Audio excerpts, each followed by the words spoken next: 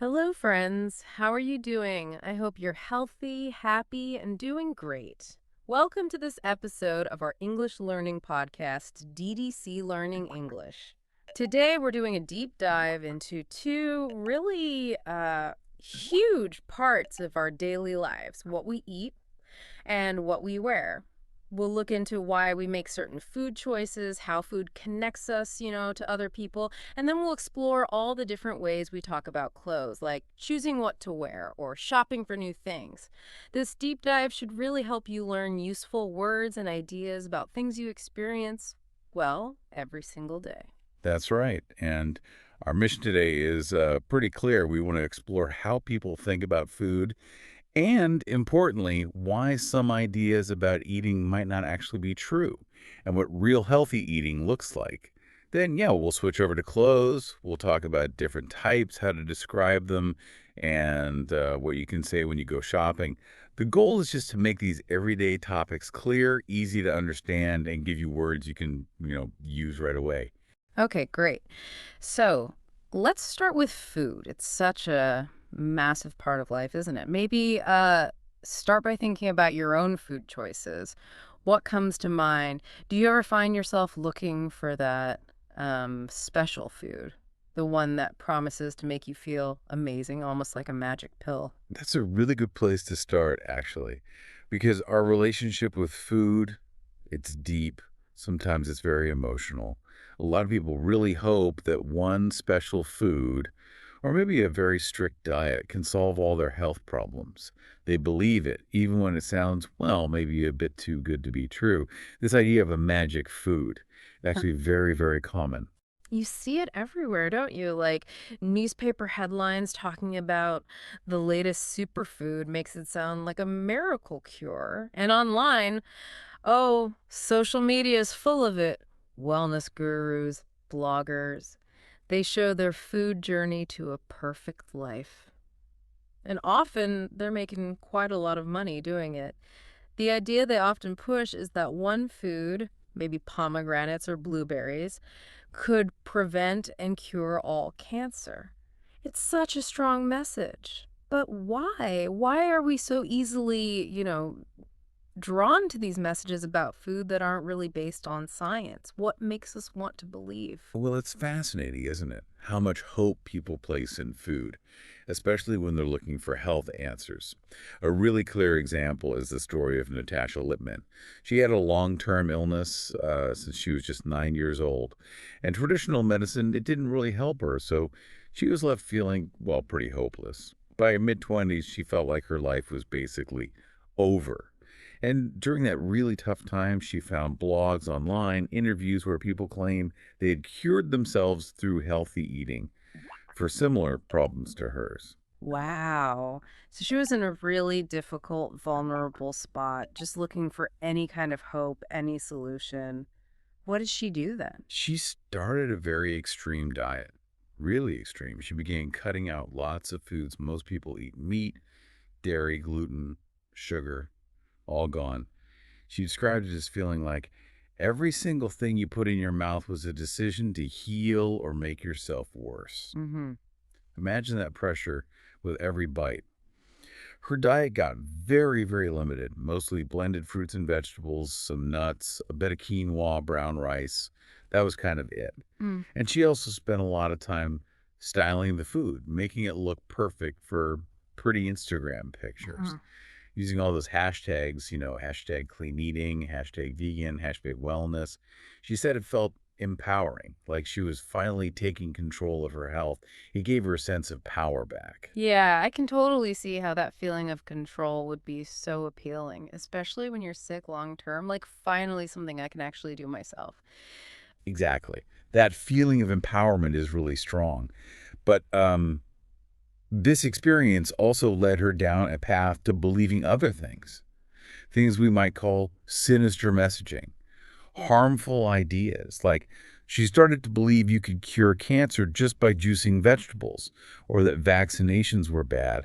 And this happened because social media can create this echo chamber. You only see one side of things and nobody questions it. That's a really important point. How a search for health can lead you to believe things that just aren't true because you're only seeing that one perspective online.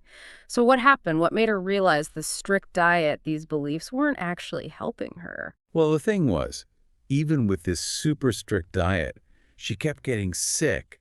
She'd flare up after flare up. Her symptoms just kept coming back or getting worse. She started to feel that any food not on her tiny, healthy list would actually harm her body.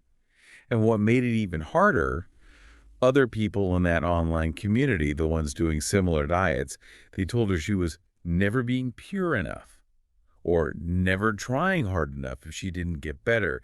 So she felt guilty and sad, like it was her fault she wasn't healing. She even talked about crying with both joy and fear when she ate her first slice of pizza after stopping the diet. She honestly thought she was hurting herself. And when she changed her views, started eating more normally, she lost a lot of her Instagram followers. Oh, that sounds like such a tough emotional journey. It really makes you wonder why people are so open to these ideas, even when they can be harmful. Yeah, and Stephen Novelli is a professor who studies this. He has some insights. He explains that people get emotional about food. I mean, we eat every day, right, since we were babies. Hmm. Food is so personal. And because we have so much experience eating, a lot of people feel like that makes them experts on food, even without any real scientific background. He also points out we often connect food to morality, like clean food is similar to having clean morality. You feel like a good person if you eat clean. Food is just so deeply tied to our culture, our families, our relationships. That makes so much sense. Food is incredibly personal, isn't it? So many memories, feelings tied up in it. Family dinners, holidays. Exactly. And then you add in that very strong human desire for hope, what we call wishful thinking. Hmm. People really want to cure anything with food because it feels like an easy, no risk, natural way to get healthy, without needing doctors or medicine. They hope eating certain things or avoiding others will cure serious illnesses like cancer or MS. So it's wanting a simple way out of something scary or difficult. Who tends to be most likely to believe these things? Well, people with chronic illnesses, long-term sicknesses, they're often very vulnerable. Understandably, they can be desperate when regular treatments don't work, so they'll try things that offer hope. But maybe surprisingly, Stephen Novella says people with a fairly high level of education and disposable income, extra money to spend, can also be more vulnerable. They might feel more confident, more open to unusual ideas, which is good in some ways, but they might lack the specific scientific knowledge or critical thinking skills to really check health claims carefully. Ah, so it's not just about general knowledge, but how you evaluate information, how you decide what's true. Precisely. And this problem, it's happening across the globe. It's not just one country. Some places, like the U.S., kind of export a lot of this pseudoscience, false science that looks real. But it's also a huge issue in places like India and China, where there's already a strong culture of traditional medicine that can make it easier for these new, unproven ideas to take hold. A key thing with these food myths is they often treat foods as either good or bad. Very simple categories. Black and white. It's an easy way to handle a complex world, but, most of it is not true. Mm. There's no superfood that's magically better than other normal foods, and no single food you absolutely must avoid like poison. So, what's the actual harm from all this bad information? It sounds like it goes deeper than just wasting money or feeling let down. The harm is tricky to measure exactly, but it definitely browns out the real evidence. It makes it hard for people to find reliable science, and it causes a lot of confusion, which is bad enough. But in some cases, it can lead to a condition called orthorexia. That's a term for an obsession with clean eating that actually becomes a serious eating disorder. People get so focused on only eating correct foods that their diets become increasingly restrictive. They eat fewer and fewer types of food. And that actually makes them unhealthy. They miss out on important nutrients. People end up spending a lot of time, money, and effort obsessing about details that haven't really been shown to be helpful for their actual health. That's a really serious outcome. Wow. It just highlights how crucial it is to get good, reliable information about what we eat. Which brings us to another really key point: the role of businesses and the media, especially social media, in spreading all this food misinformation. Yes, this is where it gets really critical, doesn't it? Because it's not just about individual beliefs anymore. Big companies and even how science gets reported can make it harder for us to know what's true about food. And a really famous, clear example of this whole issue is the story of Belle Gibson. Right, Belle Gibson. Mm. She was a young Australian woman who claimed she cured her terminal brain cancer, Hmm. meaning cancer doctors said she would die from. And she claimed she cured it with a healthy diet. She shared recipes, lifestyle tips on social media, and she got huge really fast, over 200,000 followers. Many were young women who had cancer or knew someone who did. They Yeah. felt this really strong connection to her story of survival, her message of hope. So she wasn't just sharing recipes, she was building this whole community around her story, this idea of beating a terrible illness with food. What kind of things did she post that drew so many people in? She posted these highly curated, beautiful shots of food, perfectly arranged, looking amazing, like out of a fancy magazine. She also shared updates about her cancer spreading, which kept people hooked, worried about her. And these updates were often followed by tips about some so-called superfood she claimed was helping her. Even worse, she actually started diagnosing her followers with medical conditions like irritable bowel syndrome, even though she wasn't a doctor, had zero medical training. She was diagnosing people without any qualifications. That sounds incredibly dangerous Yeah. and irresponsible. Okay, so she got tons of followers. How did this turn into such a big business for her? Well, her app, it was called The Whole Pantry. It became a bestseller almost instantly, around 300,000 downloads. Apple, the huge tech company, they gave her awards, praised her.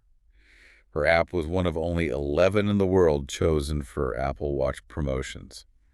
That shows you how much big companies believed her story, or at least her popularity. Then, because of that success, she got a book deal with Penguin in Australia, a major publisher. Her cookbook also became a bestseller.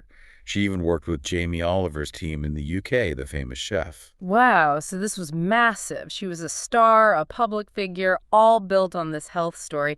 But then the truth came out, didn't it? What happened? Yeah, I did. Journalists, especially one named Bo Donnelly, they started digging into her story, looking closer, and they found out Bill Gibson had lied about her age, her cancer diagnosis, her philanthropic activities, giving money to charity. She lied about almost everything. Her whole story, the foundation of everything, it was just a lie. That's astonishing. How did the big companies like Apple and Penguin react when all these lies were revealed? Penguin, the book publisher, they admitted they never fact-checked any claims. They never checked if her story was true before publishing. Because of that, they got fined $30,000. And now they have to put warning labels on any sort of alternative health and wellness book or cookbook that offers unproven medical advice. Mm. They also had to change their process for checking authors.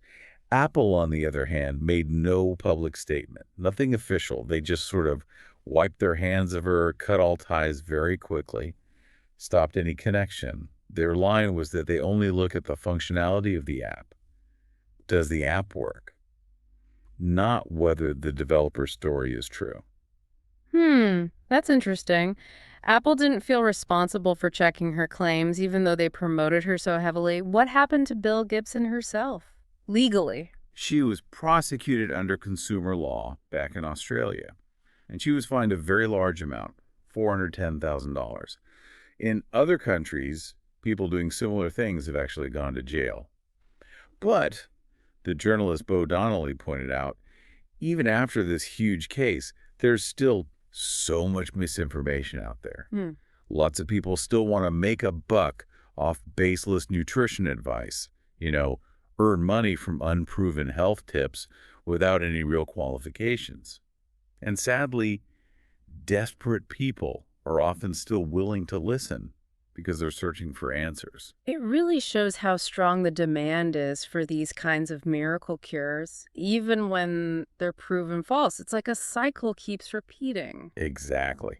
And Daniela Isak, she's actress and writer who used to be one of these self-styled online wellness gurus herself. She shared a really important view on this. She said that publishers, app developers, brands, they want to make money. That's the bottom line. So they'll cradle anyone that is popular on social media. They'll support anyone with lots of followers. They don't really care if it's morally or ethically right or wrong. So for these companies, it's business first, truth maybe second, or third. She says many influencers you see online, they don't have actual qualifications in health or nutrition. Now, the basic message from the wellness industry, things like eat fresh food, move your body, that's true. It's good advice. But it becomes scary, she says, when they give you a strict rule book that is meant to apply to every single one of us. Because, what my body needs will be very different to what your body needs. We're all different. She believes the whole wellness industry is essentially the diet industry upgraded for millennials. It's the same old diet business, just with a new, trendy name for a younger audience. And she thinks it'll just get rebranded again, maybe as this self-care movement whenever it gets too much bad press, too many negative stories. That's a really sharp observation, how these trends just get new labels but keep the same core business idea. What about science itself and the traditional media? How do they play into this whole problem? Well, Stephen Novella points out that simple truths, they aren't very profitable. He says, science says your mommy was right. Eat your vegetables. And if you do that, he says, it gets you like 95% of the way to a perfect diet. Simple, effective advice. But the multi-billion-dollar self-help and dieting industry, they can't make money from a message that simple. They need complexity. They need new rules, new secrets to fill a book and to sell it. That's a powerful point. Simplicity doesn't sell nearly as well as some secret, complex new plan people can buy into. Right. And he also notes that while scientists aren't totally to blame, sometimes university press departments or even scientists and journalists themselves, they overhype early research results. They make very preliminary findings sound much bigger, more certain than they really are. These early results get reported like definitive studies, like the final word, before the science is actually ready. Real scientific proof can take years, maybe 5 to 20 years sometimes. So when later studies change the story, people lose trust in science. Plus, there's not so subtle deception involved in the labeling and the marketing of food products by the actual food industry. They definitely capitalize on whatever the latest fad is. They use the popular buzzwords to sell their stuff. So it feels like there's this whole system, an ecosystem with lots of different players contributing to the confusion. It's not just one group's fault. Yes, exactly. There's a whole ecosystem of marketing products and bloggers who are selling those products and also promoting the lifestyle. These natural health or natural food websites, they often promote very carefully selected information. The message is often anything natural is good, anything artificial is bad, and they often hint at a conspiracy among the experts, like doctors and scientists are hiding the real truth from you. This approach, unfortunately, is a very successful business model. Okay, so given this huge, complex problem, what should actually be done? How can we try to fix it? Stephen Novella suggests it's not just about giving people facts. That's not enough on its own. We need to help people develop a critical thinking scientific narrative, help them learn how to think for themselves, how to question information like a scientist would. That's a big long-term project, obviously. He also thinks the scientific community needs to talk more directly with the public, with the media, share knowledge clearly. And governments need to step up and regulate the kinds of health claims that we should allow in the marketplace. Right now, he says, there's a conflict between freedom of speech and fraud prevention. And it's like the Wild West of healthcare claims. Anyone can say almost anything. His point is, if someone gives specific medical advice, they should be held to account for that. They should be responsible, just like a doctor is. That's a lot to think about. It really shows how tangled our relationship with food information is and why we need to be so careful. Okay, so all this talk about misinformation, big industries, it can make healthy eating sound really complicated and maybe even a bit scary. But let's bring it back down to earth. Let's talk about simple, everyday steps we can all actually take. Yes, let's do that. Because what's most important to remember is that real, sustainable, healthy eating is about making small, consistent lifestyle changes. It's not about following extreme diets that are hard to stick with for long. We see lots of diet trends, but they're often not the best long-term plan. Like you hear about yo-yo dieting, right? Where someone loses weight, gains it back, loses it again, like a yo-yo toy. That's really not fun, and it's not great for your body either. And popular diets like low carb, low fat, or low calorie, they mean cutting way back on certain food types, very strictly. Oh, yeah, I know those. I think almost everyone has tried one of those at some point, hoping for a quick fix to get healthier. Exactly, they're super common. But thankfully, more people are starting to realize that making a lifestyle change is much more important than just the number on the scale, just focusing only on your weight. A lifestyle change is a new way of living every day, something you plan to do, well, hopefully forever, not just for a few weeks. We also see lots of fads. These are diets that get super popular for a short time, then just disappear, like crash diets or whatever diet a celebrity is doing this month. They don't stick around for very long because they're usually too hard or they just don't work in the long run. The simple truth is there are no quick fixes or shortcuts when it comes to health. It takes time, it takes small, steady steps. That makes total sense. So, what are some of these simple, effective changes we can actually make? Things that don't feel like we have to completely change our lives overnight? We can start with what you might call small tweaks, tiny little changes.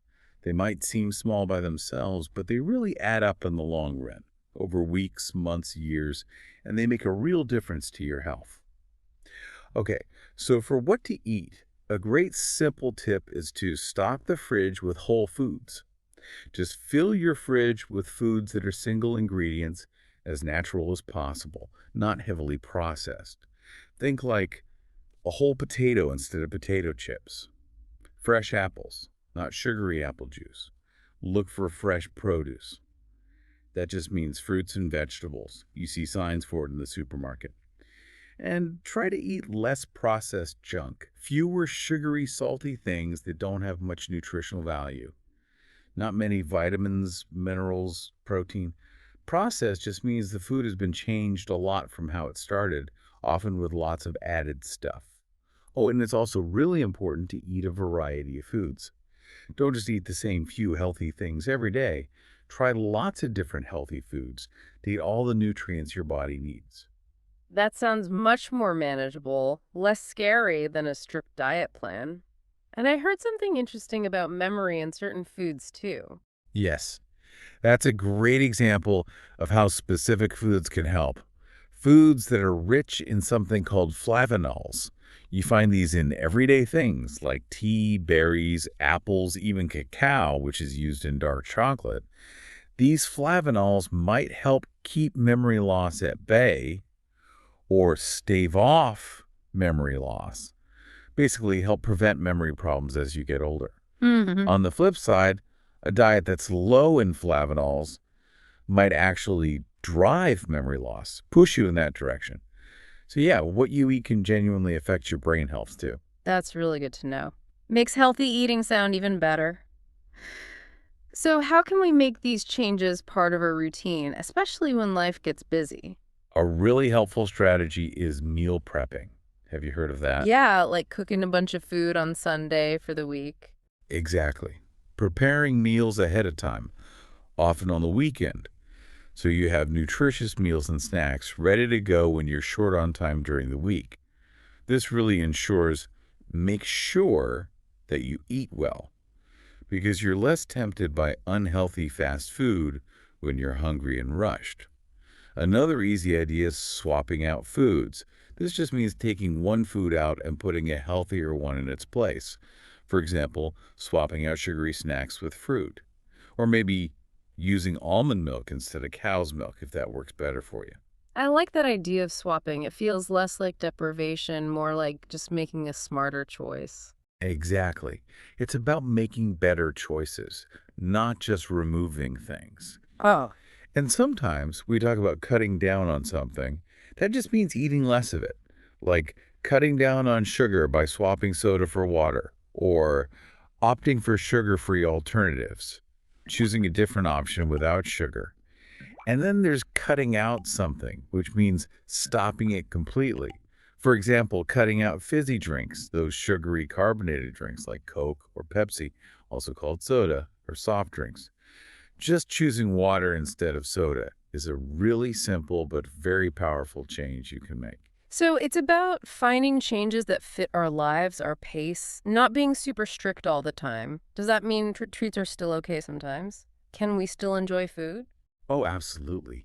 You definitely don't need to overhaul our entire life in a weekend, completely change everything really fast. That rarely works. Small, steady changes are much more sustainable, easier to keep doing. And yes, it's perfectly okay to treat myself every now and again. Do something nice for yourself, like eating something you really enjoy that might not be the absolute healthiest thing, maybe some fish and chips or a piece of cake. You probably won't feel as guilty about these treats if you're mostly eating healthy foods the rest of the time. Sometimes you just might still crave a nice greasy slice of pizza or a sweet dessert. That's totally normal. It's part of having a balanced life. These are really simple everyday choices, things you can actually start doing today. And they can make a big difference for your health without needing those really strict, complicated diets that are so hard to stick with. Okay, so moving beyond just health and nutrients, food is so much more than fuel, isn't it? It's a huge way we experience culture, celebrate big moments, and just connect with people. So, when we talk about food in that broader sense, what is it really? Well, at its most basic level, food is what people and animals eat or drink to sustain life, to stay alive. It helps with growth, especially for kids, and it helps us maintain health. It contains essential nutrients, things like carbohydrates for energy, proteins for building muscles, fats for energy and other functions, and also important vitamins and minerals, which our bodies need in smaller amounts to work properly. So, it's giving our bodies what they need to live and be strong. How do we usually categorize food, just in simple terms, thinking about how it's prepared or where it comes from? We can think about it in a few simple ways. First, you have natural foods. These come straight from nature, not changed much, like fresh fruits, apples, oranges, berries, vegetables, broccoli, spinach, carrots, nuts, and seeds. Grains like wheat, rice, oats. Then, second, there are processed foods. These have been changed during preparation, often with things added like sugar, salt, or preservatives to make them last longer. Think about factory-made bread, canned soup, packaged snacks like cookies or crisps. And finally, we have cooked foods. Foods changed by cooking methods like boiling in water, baking in an oven, grilling over a fire, or frying in hot oil. That helps sort it out. And of course, we have specific meals at different times of the day, right? Yes, the rhythm of our meals. Breakfast is the first one, usually in the morning. Could be eggs and toast, cereal, fruit. Lunch is usually eaten in the early afternoon, maybe 12 to 2 p.m. often lighter than dinner. A sandwich, a salad, maybe some rice and chicken. Dinner is the main meal for many, usually in the evening, maybe shared with family or friends. Pasta, roasted meat, soup, lots of possibilities. And then in between, if you get hungry, you have snacks. Smaller bites, light and easy. A granola bar, fruit, some nuts. Food also plays such a massive role in culture, doesn't it? It's not just what we eat, but how, when, and what it means. Absolutely. Food is a huge part of showing a country's culture and identity. Every country has its special dishes, right? Italy has pizza and spaghetti. Japan has sushi and tempura. Mexico has tacos and enchiladas. These dishes are more than just food. They're part of the national story. And food is such a powerful symbol of celebration. We gather around food for happy times. Think about birthday cakes, big holiday meals like Christmas or Thanksgiving, special wedding feasts. Food brings people together. A really great example of food bringing people together socially is a family barbecue. Can you tell us more about that and maybe some useful words? Oh, a family barbecue is wonderful. It's an outdoor party, usually in summer when the weather's nice. Food gets grilled outside, meats, vegetables, and people play games, chat, have drinks. Very relaxed. Mhm. And yeah, there's some specific vocabulary, like before grilling, you might marinate the meat. That means soaking it in a mix of spices, oil, maybe lemon juice to add flavor and make it tender. You often marinate steaks or chicken. That makes it extra tasty. What about the bread for hamburgers and hot But do dogs? you need buns? For hamburgers, we use round hamburger buns. For hot dogs, you have long, folded hot dog buns. And if you're talking about how many, you might hear the word dozen. A dozen means 12. So a couple dozen would be about 24. Another popular barbecue food, especially common in the Middle East but popular elsewhere too, are kebabs. Those are pieces of meat, maybe with vegetables too, threaded onto a thin stick or skewer, then cooked on the grill. Lots of yummy food. And where do people sit? What do they cook on? Outside, you'll see lawn furniture. Chairs and tables made for outdoors, usually plastic, metal, or maybe stone. The cooking thing itself, with the metal grate over the fire or coals, that's called a grill. You grill the chicken or steaks on it. Sometimes, if it's super sunny or might rain, people put up a tent, a temporary shelter made of cloth or plastic, just for some shade or cover. And for wiping your hands and mouth, people use napkins, or the British word is serviettes. And keeping the drinks cold on a hot day. Ah, essential. You need a cooler. That's usually a plastic box you fill with ice to keep drinks like beer or soda or even some food cold. Fun fact, they can also keep hot things warm sometimes. Yeah. Culturally, barbecues are just a nice way of having something at home with good friends and family. Really relaxed. They often happen for big celebrations like July 4th, Independence Day in the U.S., or other national holidays. That paints a great picture of how food creates happy memories and connections, not just on holidays, but every day too. So, finally, what are some simple phrases we can use when just talking about food day to day? Sure, you can ask about preferences. What is your favorite food? Or do you like spicy food? To describe food, you can ask, how does it taste? And maybe answer, it tastes sweet and creamy for a dessert, or it's a bit sour if it's lemon. You could ask, is it healthy? And maybe reply, yes, it is rich in vitamins. Mm. For meals, you could ask, what do you usually eat for breakfast? Or maybe ask for advice. Can you recommend a good restaurant? Ooh, just simple phrases for everyday conversations about food. It's so clear that food isn't just about survival, it's really about life itself, our traditions, celebrations, how we connect with everyone around us. Okay, so let's switch gears now.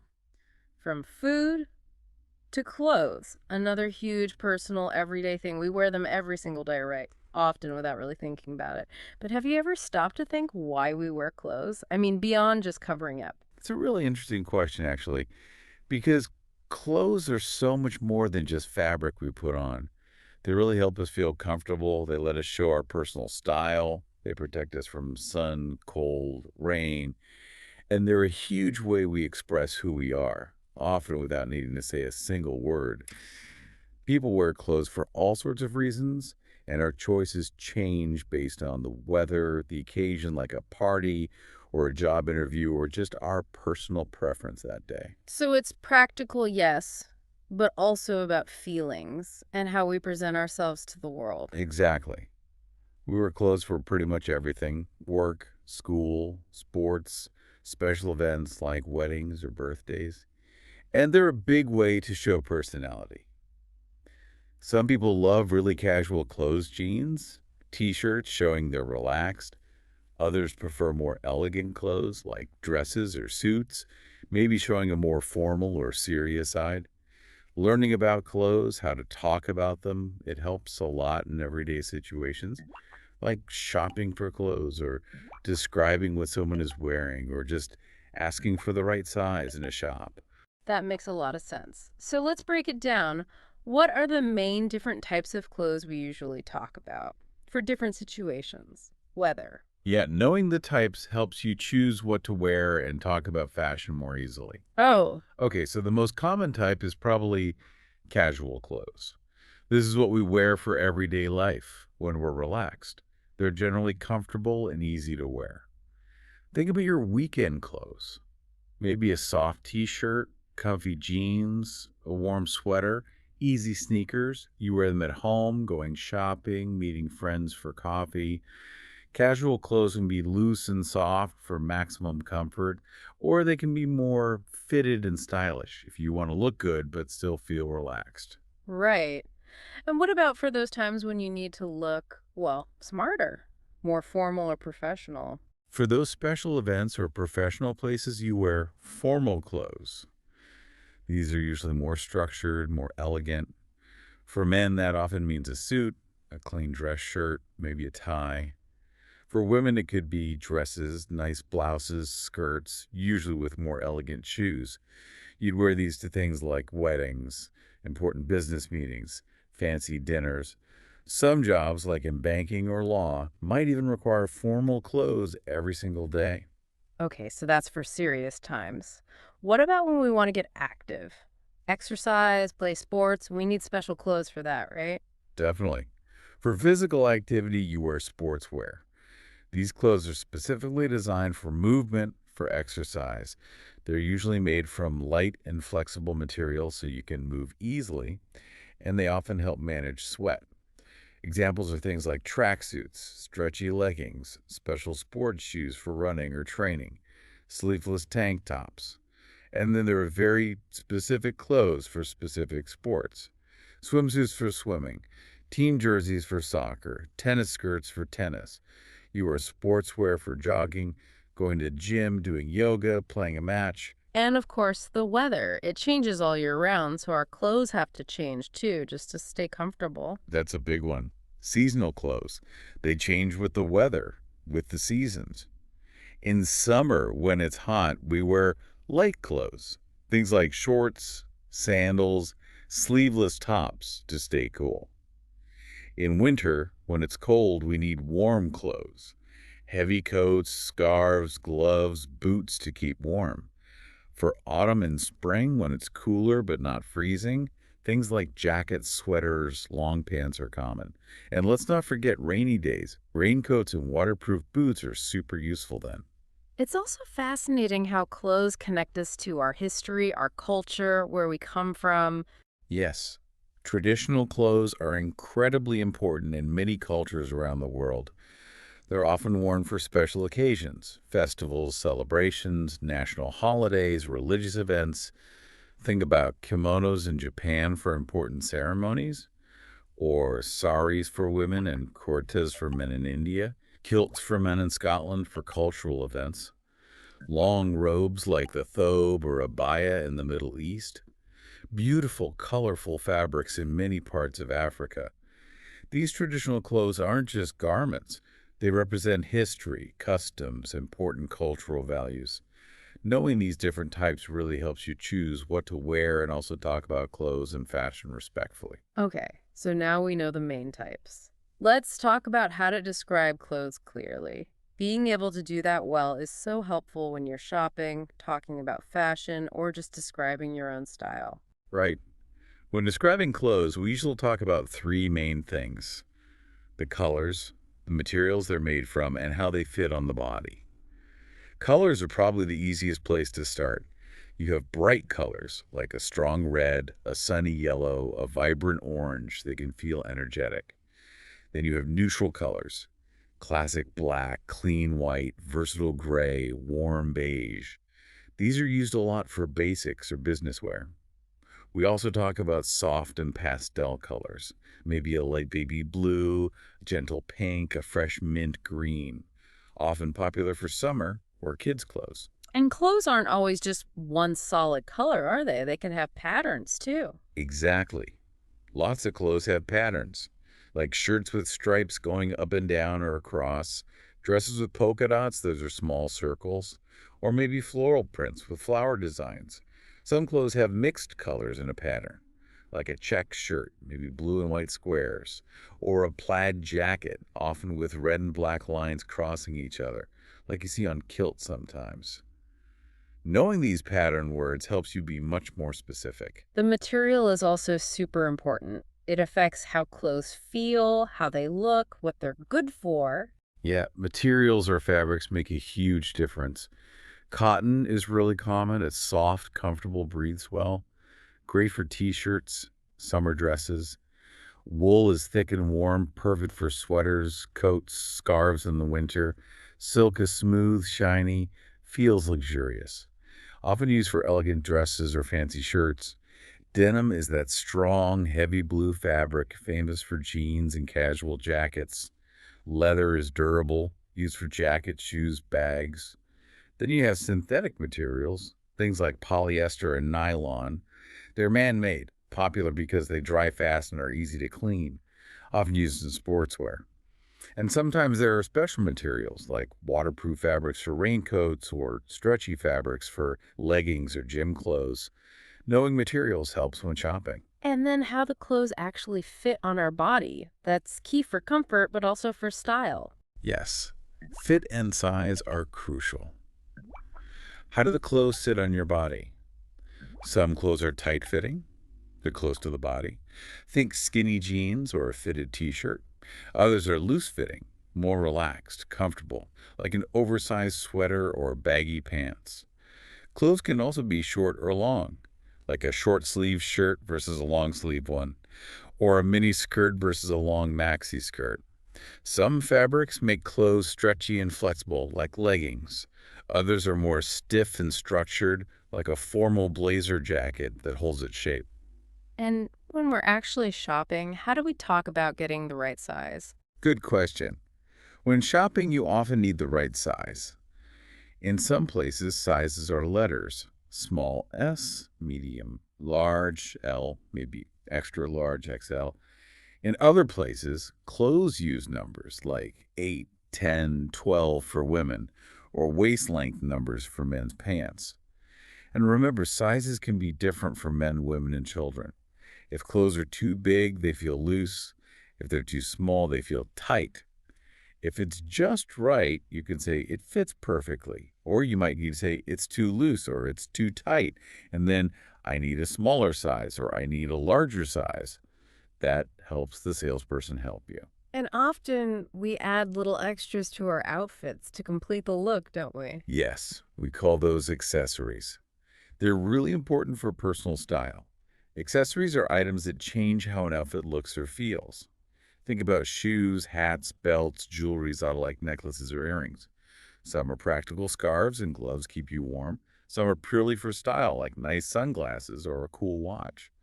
Learning all these words, colors, materials, fit, accessories really helps you talk about your own style and preferences with more confidence.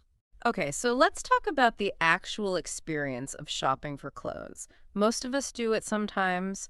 Knowing what to say, where to go, it can make the whole thing much easier, maybe even more fun. So, where do people usually buy clothes? There are quite a few options. Shopping malls are popular because you have lots of different stores all in one big building. Very convenient. Department stores are large stores that sell many different types of clothes, often organized by brand or category, like men's shirts or women's dresses. Some people prefer boutique shops. These are usually smaller stores, maybe selling unique clothes or designer items, often with a specific style. If you want cheaper options, or maybe something vintage old but still fashionable, you can check out thrift stores. They sell secondhand, used clothes. And of course, online shopping is huge now. Buying clothes from websites, using your computer or phone right from home. So many choices. What usually happens when you walk into a clothing store? What might someone say to you? When you enter a store, it's common for a salesperson to approach you and ask something like, "Can I help you?" Or maybe, "Are you looking for something specific?" If you know what you want, you can say, "Yes, I'm looking for a blue dress," or "I need a new pair of jeans." Hmm. But if you just want to browse on your own for a bit, you can politely say, "I'm just looking, thank you."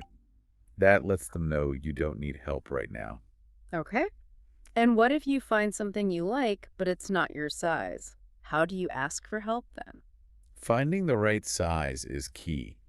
You might need to ask the salesperson, "Do you have this in a smaller size?" Or "Do you have this in medium?" Most clothing stores have fitting rooms. Some also called changing rooms. These are small private rooms where you can try on the clothes before you buy them, see how they look and feel. And once you're in the fitting room trying things on, how do you talk about the fit? What phrases are useful? After trying something on, you need words to describe the fit. If it's perfect, great. You can say it fits perfectly. If it's too big, you might say it's too loose, or tell the salesperson, "I need a smaller size." If it's too small, you'd say, "It's too tight," or "I need a larger size." These simple phrases help communicate exactly what the problem is. Price is always a factor too, right? How do we talk about money or maybe look for deals? Yes, price is important for most shoppers. Some people might look for expensive, high-quality clothes that they hope will last a long time. Many others prefer affordable options, clothes that don't cost too much. If you find something you like but think it costs too much, you could politely ask, "Do you have anything cheaper?" Or maybe, "Is there a discount on this item?" It's also good to know about sale seasons. Times like after Christmas or end of summer, when stores often have big discounts, that can be a great time to shop. And what if you buy something, take it home, and then realize it doesn't fit right, or you just change your mind? That happens. Yeah. So it's always smart to ask about the store's return policy before you buy. These are the rules about bringing clothes back, either for your money back, a refund, or to swap it for something else in exchange. You can ask, "Can I return this if it doesn't fit?" Or "What is your return policy?" Then finally, when you're ready to pay, the cashier at the till might ask, "How would you like to pay? Cash, credit card, mobile payment, or maybe do you need a bag for your items?" Shopping is really about finding things that make you feel good, feel confident. And knowing these phrases definitely helps you navigate that whole experience more easily. So, clothes are clearly more than just things we wear to cover our bodies. They're a really powerful way to show our personality, our culture, even how we're feeling that day. They tell a story. That's absolutely right. Your clothes really do reflect your identity and your lifestyle in so many ways. They can show your personality, your culture, your mood, sometimes even your profession. Like someone might choose bright and colorful outfits when they feel cheerful or want to be noticed. Or they might choose simple and neutral tones, black, white, gray for a more classic, understated, or professional look. Some people love following fashion trends, always wearing the latest styles you see in magazines or online. Others prefer to stick to classic styles, things that are always in fashion, never really go out of date. But maybe most importantly, the right clothes help people feel confident and comfortable just being themselves. So everyone kind of develops their own way of dressing over time, a unique personal style. Exactly. Everyone has a unique personal style. It might be mainly casual jeans, sneakers, t-shirts, easy and relaxed. It might be more elegant dresses, skirts, nice shirts, a bit more dressed up. Maybe it's sporty leggings, tracksuits, athletic wear, even when not exercising. Or some people love vintage fashion, wearing clothes from past eras like the 70s or 80s that have come back into style. Fashion is always changing, but many people enjoy creating their own look, something that feels authentic to them, rather than just copying trends. And we talked about cultural clothing before, how strongly that connects people to their heritage. Yes, traditional clothes are a huge part of identity in many places. They're often worn proudly during festivals, weddings, religious ceremonies, like Chinese tang suits for special occasions or Indian saris, which are so beautiful. These clothes aren't just garments, they really represent history, customs, and values passed down through generations. It's also amazing how clothes can sometimes reflect our mood, how we're feeling inside. Yeah, they really can. When people feel happy, maybe they choose bright or cheerful colors to match that feeling.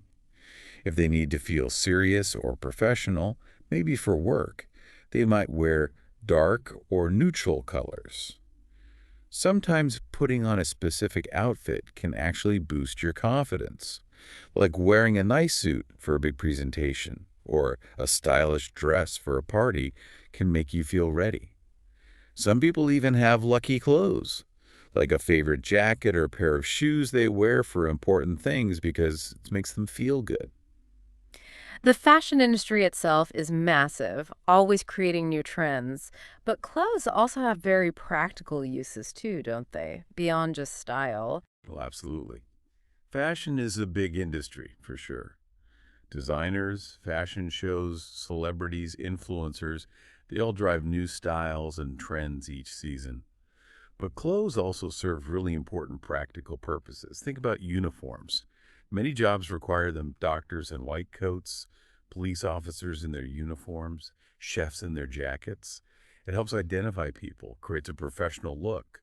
Many schools have uniforms too. Then there's protective clothing, essential for safety in some jobs. Firefighters wear special fire-resistant suits. Construction workers need hard hats, high-visibility jackets, sturdy boots. And just day to day, clothes need to be practical for the weather. We choose outfits that match the conditions, warm coats in winter, light shorts in summer, and also match our activities for the day, whether it's working, exercising, or just relaxing. It's clear your clothes reflect so much about you, your identity, your lifestyle, your culture.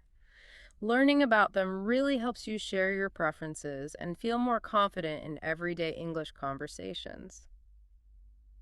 Wow, we have covered a lot today. We took a real deep dive into two huge parts of our everyday lives: food and clothes. We looked at everything from how food myths get started and why we believe them, all the way to simple, healthy eating habits that actually work. And then we switched to clothes, understanding the different types, how to describe them clearly, and how to talk about shopping for them in real life. And remember, these everyday topics, food and clothes, they're absolutely perfect for practicing your English. Think about all the new words and phrases you learned today. Maybe you can try using some of them tomorrow when you're eating or cooking or just getting dressed.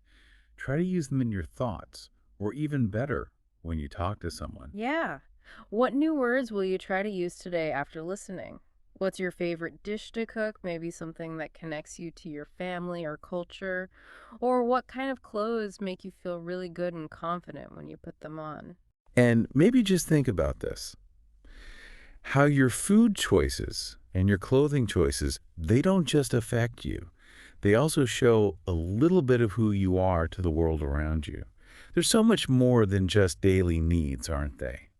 They're real ways we express ourselves and connect with others.